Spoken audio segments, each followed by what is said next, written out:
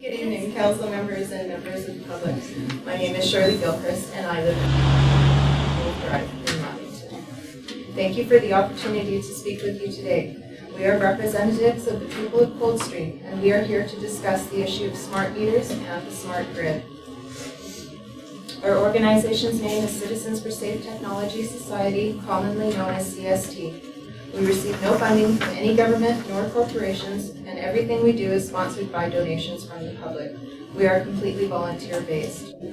Our main focus is on wireless technologies that are proliferating at such a rate that science and governmental bodies, among others, cannot keep up with them. The EMF and RF emitting smart meters and smart grid are part of our concerns in that regard. A good number of our members, many with a scientific and/or a technical background, have invested vast amounts of time investigating this subject. From our point of view, and after thorough investigation, the smart meter program will have a largely underestimated negative impact on our communities. We also noticed that hardly anyone has an inkling of what this is all about.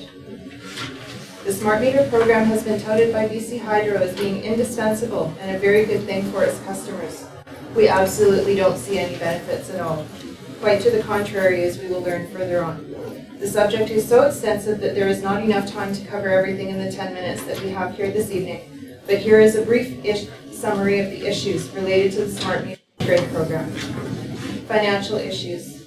Customers in areas that have already received smart meters, including here in BC, are routinely receiving higher bills without a change in their usage patterns.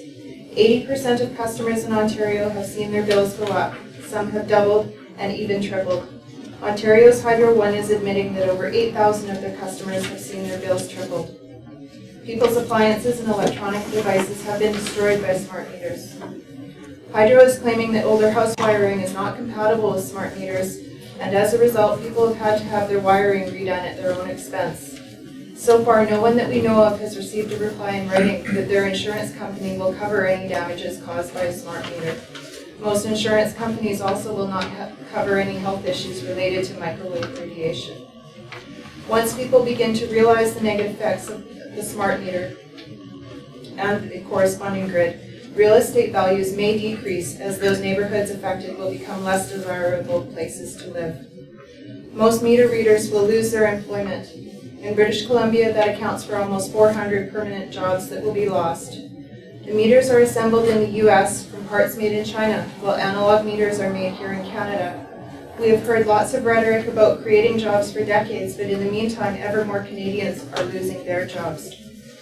Smart meters cost much more than analog meters. At $536 each, including installation, their lifespan is about half that of our trusty analogs.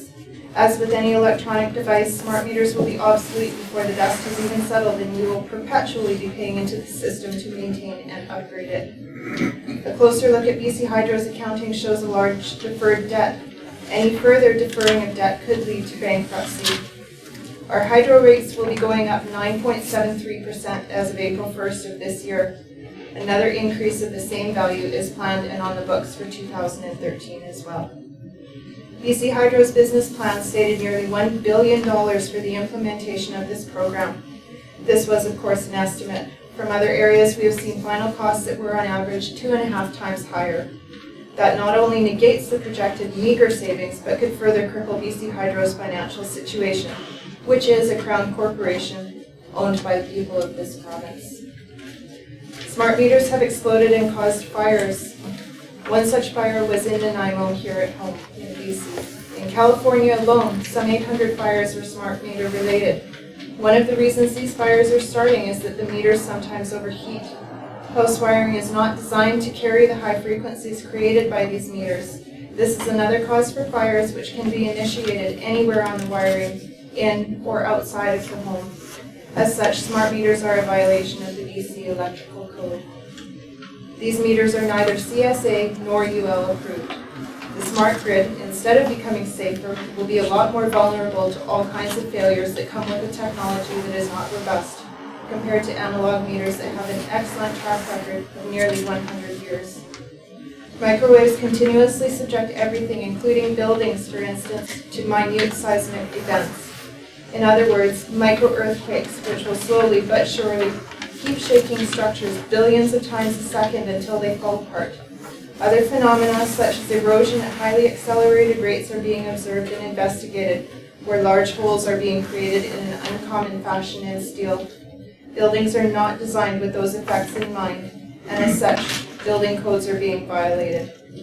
Manufacturers are justifying wireless products based on Safety Code 6. However, Safety Code 6 specifies that it is not to be used for product specifications, is a work in progress, that there are still aspects it does not understand, and the only levels it is sharing at this time have to do with the known short-term dangers that have been reported to them. Safety Code 6 limits at this time are based only on known danger levels. It has nothing to do with the safety level, because Health Canada simply does not know what a safe level is. Health Canada has received many studies proving detrimental effects from long-term microwave radiation exposure. But Safety Code 6 specifies that it does not understand the nature of long-term effects, and so is only reporting on the short-term heating effects. Safety Code 6 specifies that it is only reporting on what has been proven dangerous. It is not reporting on what is safe, because it has not been satisfied that there are any safe levels. Security issues. All wireless data transmission technology is very much prone to hacking. Where even the Pentagon was hacked into, how can BC Hydro be sure that they will keep hackers or terrorists out of their system?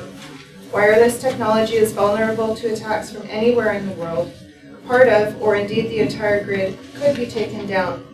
Even an extremely secured facility such as the Iranian nuclear plant got infiltrated and attacked by the Stuxnet virus. Pardon me.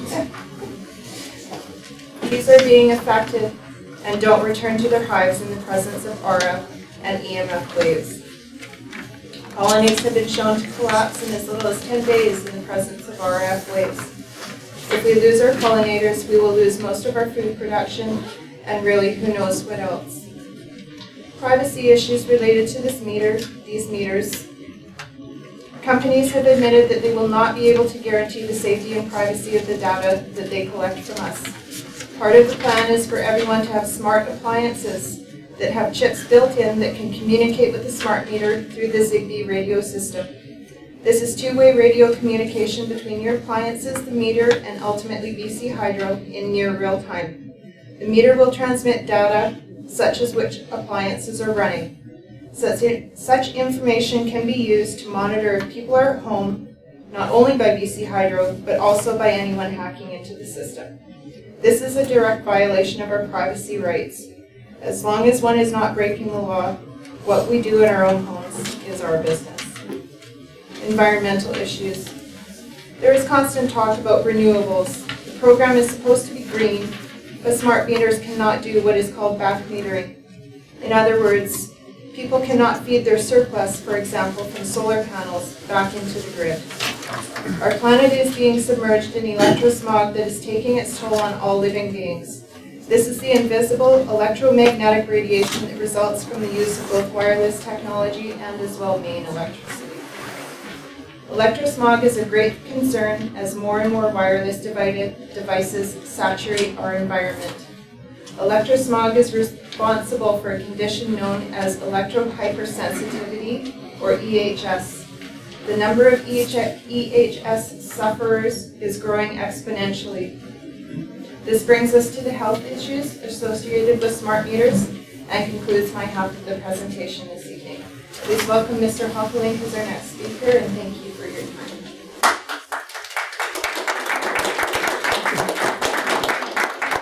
I just want to remind you that the delegation is 10 minutes. Okay, speed it up. Sorry, I don't talk so fast. So to continue about the health issues, the American Academy of Environmental Medicine recommends that immediate moratorium on smart meter installations until the serious public health issues can be resolved, as well as immediate reinstallation of analog meters. The microwave smart grid is an environmental toxin, a threat to the health and well-being of communities and the environment, and ultimately should be dismantled and eliminated. Exposure to children, the elderly, and immunodeficient, they are at heightened risk.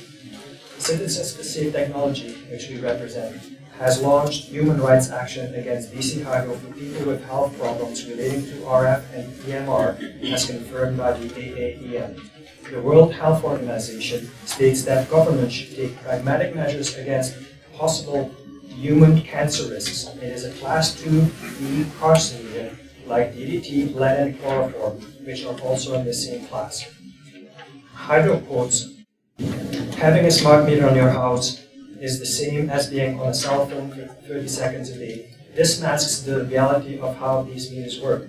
They really emit all day long in millisecond packages, so 100 such words of information transmitted to Hydro would only take a second or two. Hydro goes on to state the meter communicating with Hydro Central only takes a few seconds a day. This is what they claim. What should be asked is what are the capabilities of the technology. They can actually transmit all day long. There are no regulations in place to restrict Hydro from keeping them on all day, as other jurisdictions have proven to be the case. Meters are also talking to other meters all the time, maybe 1,000 or so, which we call chatter, as well as to all the appliances in the house eventually through the Zigbee transmitter receiver chip that is in the meter, and will also be in the appliances. Now radiation in the home is transmitting and receiving back and forth all day long through up to 3 transmitters a day, not taking into account the emissions from the relay routers that are also in the vicinity. Those relay routers that communicate with up to 4,000 meters are totally unregulated and are emitting a lot of EMF, RF, a lot more, than the smart meters themselves. Regulations, there are no health regulations at all. Safety Code 6 is a guideline created by Industry Canada and accepted by Health Canada as an exposure standard to people who may come in contact with EMRs. This research and guideline was done in the 1950s. Safety Code 6 was not meant as a health standard. Real detrimental health effects are noticed at thousands of times lower levels in Safety Code 6, which is a tissue warming regulations. These lower levels of exposure are classed as non-thermal health effects. Non-thermal health effects of RF are not covered in the FCC guidelines and are irrelevant, while Safety Code 6 is a duplication of the irrelevant FCC guidelines. Safety Code 6 is specific that the unintentional stimulation of tissue is to be avoided, as is the heat effect. Experiential studies have shown that it can lead to nerve and muscle stimulation. The reported mechanisms substantiates the electromagnetic induction of neurological systems, which is happening. Actually, one of our members is the person who proved that effect. Electromagnetic induction is how we generate electricity, except with these frequencies, and in this case, humans are the conductors. The switching mode power supply in the meters create dirty electricity that travels through house wiring, and it is the source of a multitude of problems. A number of people, estimated of up to 15% of the population, have developed electrohypersensitivity, including me, caused by exposure to EMF RF radiation. That number is expected to rise to 50% by 2017. In some countries, such as Sweden, electrohypersensitivity is an officially fully recognized functional impairment. In other words, it is not regarded as a disease. It is very debilitating. PG&E in California and other utilities elsewhere have already started removing smart meters. Where we have big problems with some other issues is the fact that there is no public input and erosion of democratic rights. The public was not being consulted on the Clean Energy Act because it was obvious that the smart meters would never pass scrutiny. This required removing the BC Utilities Commission from having any oversight for fear of exposure. Everything Hydro is currently planning would not pass oversight approval, including the river projects. None of these programs would meet minimum requirements acceptable to the public. At the BC Union of Municipalities, September 2011, 55% voted for a moratorium on the installation of smart meters, which has deliberately been ignored by Energy Minister Coleman and Premier Clark. Premier Christy Clark has ignored all requests to hear what the people are saying. It is the first time in the history of Western democracies a government has mandated that the citizens place a recognized carcinogenic device in their homes without a choice. People were told by Minister Rich Coleman to get off the grid or to leave the province. And some people have been threatened by BC Hydro and Corix that their power would be cut off if they did not accept the meter. Hydro can turn the appliances on and off remotely without our permission. There is no law restricting it. They can turn power off at peak times and sell the energy elsewhere if they wish. We do have an Itron video. The Itron is the manufacturer of the meters, showing this remote disconnect switch. The state of Georgia passed a bill on March 7, 2012 that allows consumers to opt out for free. The Netherlands have an opt-in option. This is a voluntary choice people can make. The UK recently decided to provide a choice to all of their consumers. Canada is part of the Commonwealth. Why can't this not be done here? As of March 19th, 51 local governments in California have opposed. At least 10 of them have banned the meters altogether. PG&E in California and other utilities elsewhere have already started removing their meters. Every opinion poll taken shows that 80% of the public are against this program. Dr. Kendall has received credible sources of the hazards of RF and EMR, but ignores them and states that we are safe. Kendall's sources for making these claims are riddled with huge controversies, conflict of interest, academic fraud, etc. No credible studies are being used by his office. Where does Dr. Kendall get his research? BC Center for Disease Control, there are all those NGO appointments. No oversight on the committees, and Hydro is on the committee. So in other words, it's stacked committees. This group is very compromised. Dr. Kendall ignores all the credible studies available upon request if you so desire to get them. On December 2nd, 2011, a legal complaint was filed with the BC Utilities Commission charging that they had exceeded the scope of the Clean Energy Act, Bill 17, 2010. There being no oversight nor public input, what has happened to democracy? The term fascist dictatorship comes to mind. It is something that we spend billions of dollars on to fight abroad. Some of our citizens have given their lives to combat it. We cannot let it rear its ugly head up in our own country. In conclusion, we would like to ask of Council for Council to take time to carefully study this subject. We can provide more studies and information. That Council, when in doubt, adopt a precautionary principle with the safety of the community in mind. That Council consider supporting us bringing the issue to the North Okanagan Regional District, asking North to provide for a public venue and the necessary advertising to allow us to organize a public session in order to better inform the communities and electoral districts and their councils in the North. That in case of lack of the above, Council provide for a public venue and the necessary advertising to allow us to organize a public session in order to better inform this community. That Council follow the requirements under Bill 23 of 2008 of the British Columbia Public Health Act, Section 83, that states, the municipality must take action when it learns of something that could be harmful to its residents. It must notify the Minister of Health or take immediate action.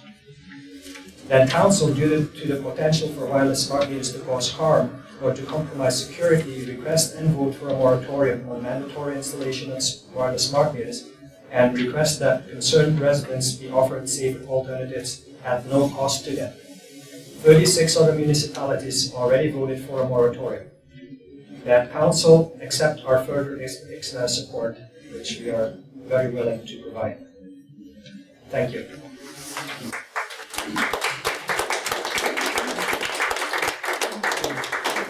Thank you for this passionate presentation. I can see that this means a lot to you, and we are willing to listen, and it will come up again later in the agenda. But is there any questions from Council?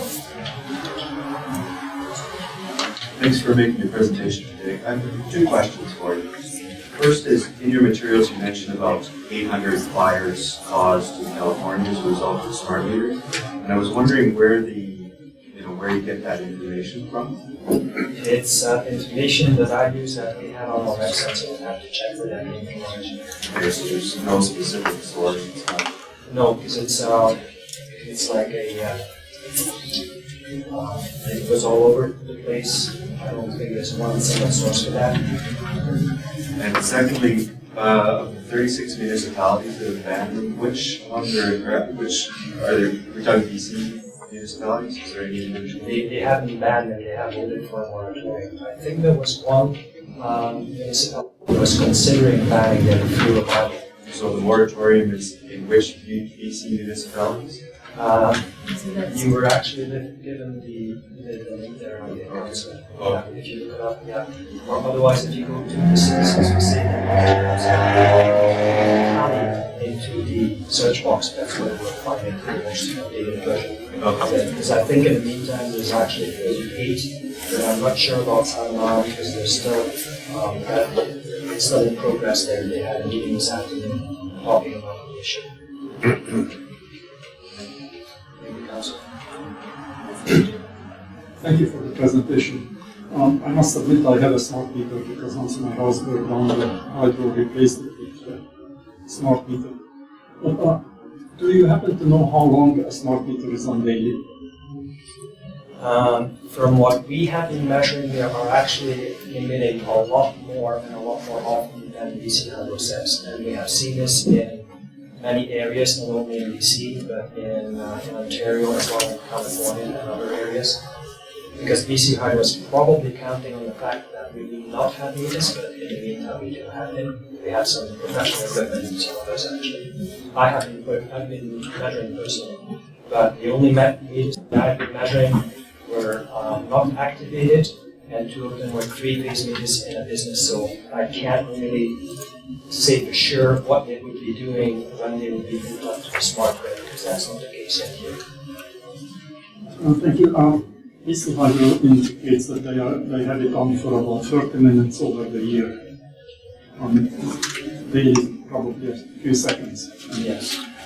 Did you also know that we also have some smart gas meters and water meters? We are well aware. We are using some of the water meters, smart water meters. Some municipalities already have water meters installed that have either a module mounted on it or are completely wireless smart meters. And the plan is to have them also on the gas meters. So that's one of our concerns also, is that it won't be just the hydro meters, but also gas and water meters. And one of the things that is kind of ridiculous about the whole system is that some of the data is only collected once a month or even once every 2 months. In the meantime, those meters are constantly sending out that information just And just one final comment. I think that European Common Community wants to introduce this to most of their members. So I think it's getting to be kind of worldwide. It is a worldwide plan, and that's another big question mark that arises for us too. What is behind this? I mean, it's like a big brother kind of control kind of system that's being put in place in our eyes. This is not like anyone, even who doesn't believe in conspiracy, should realize that this is what is coming. That forces out of the norm already, if the cell phones. Okay. Thank you very much. We'll have to move on to the next delegation. I apologize if there's a time that's Thank you for your time and your attention. Thank you.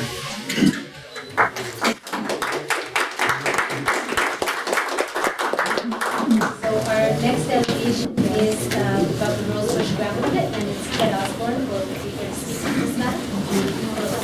Acting Mayor request Hydro and Health to make a presentation regarding the health aspect of the meter and also what Hydro's position is. Is there a seconder for that motion? Seconder by Councillor McLean. Councillor Cochran. Thank you, Your Worship. Do we have the ability to just ban them? I will direct that question to our CA. Your Worship, I think an outright ban, we'd have to actually check to see whether legally we would be entitled to do that. We could recommend a delay, or we could recommend a moratorium, but we may be challenged if we outright ban it, but we'd have to check to and get back to council. So Councillor McLean? Maybe with Hydro's presentation, we can query them on that. You think they'd tell the truth? Everybody tells us the truth. Okay, any further discussion? Call the question. Okay, I call the question. All those in favor? Anyone opposed? No. Yes? I'm not opposed, but I want to make another motion. Okay. Councillor Cochran, go ahead. I move that we ask our CAO to investigate whether we have the ability to ban the smart meters. Second. Councillor McLean seconds it. Okay, any discussion? Anyone call the question? All those in favor? Anyone opposed? Passes. So, the next item on the agenda is item 8A,